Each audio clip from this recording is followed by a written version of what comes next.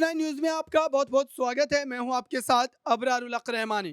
फिर से एक बार हम उस बड़े मामले की तरफ जो है रुख करते हैं और आपको ये बताते हैं कि दरअसल मध्य प्रदेश की सियासत में इस समय जो भारतीय जनता पार्टी गहन चिंतन मंथन करते हुए केंद्र के उन 5 चेहरों में से 3 चेहरों को मैदान में उतार देती है, सांसदों को मैदान में उतार देती है। और क्या इससे नहीं माना जाना चाहिए कि भारतीय जनता पार्टी की जो ज़मीनी हकीकत है राजनीतिक रूप से वो पूरी तरीके से बदल चुकी है। शिवराज सिंह चौहान जो इस समय मुख्यमंत्री की पदभार को संभाल रहे हैं, वो भी एक तरीके से आप कह सकते हैं किराए के मुख्यमंत्री हैं। और ये बात मैं इसलिए भी कह रहा हूं दर्शकों, क्योंकि ज्योतिरादित्य सिंधिया अगर कांग्रेस से बगावत नहीं करते, कांग्रेस से बगावत करते हुए भाजपा में शामिल नहीं होते, तो क्या ये जो है हो पाता, क्या सरकार बन पाती? बिल्कुल भी नहीं बन पाती। अब सोचिए कि 20 से 21 22 विधायक कांग्रेस पार्टी को छोड़कर भाजपा में चले जाते हैं, उसके बाद भाजपा की सरकार बनती है। और अब आप देखिए कि यहाँ पर कहा यह जा रहा है, कमलनाथ ये दावा कर रहे हैं भारतीय जनता पार्टी के खिलाफ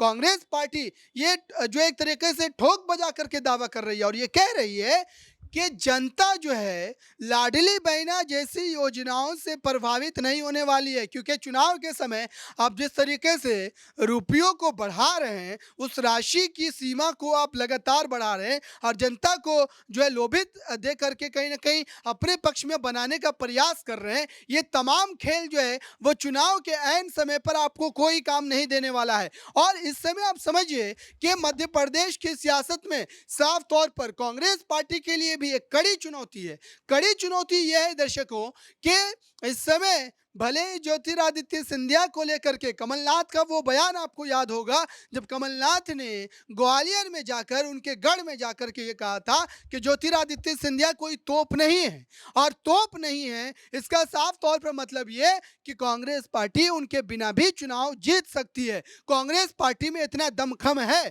लेकिन एक बात तय है कि कांग्रेस पार्टी से ज्योतिरादित्य सिंधिया ही अकेले नहीं गए, उनके साथ 20 से 22 विधायक भी गए हैं। तो कांग्रेस पार्टी को इसको गंभीरता से लेने की जरूरत है, क्योंकि अगर लगातार ओवर कॉन्फिडेंस के चलते पार्टी ऊपरी सतह पर काम करेगी और नीचे से राजनीतिक जमीन जो खिसक जाएगी, तो फिर सत्ता में वापसी की जो तमाम उम्मीदें हैं उस पर पानी फिर जाएगा। अब देखते हैं कि मध्य प्रदेश के चुनावी समीकरण में कांग्रेस पार्टी इससे कैसे लड़ती नजर आती है और शिवराज सिंह चौहान के लिए जो कड़ी चुनौती है वो उससे कैसे पार पाते हैं। इस खास रिपोर्ट में बस इतना ही। जुड़े रहे बड़ी खबरों के लिए नेशनल न्यूज।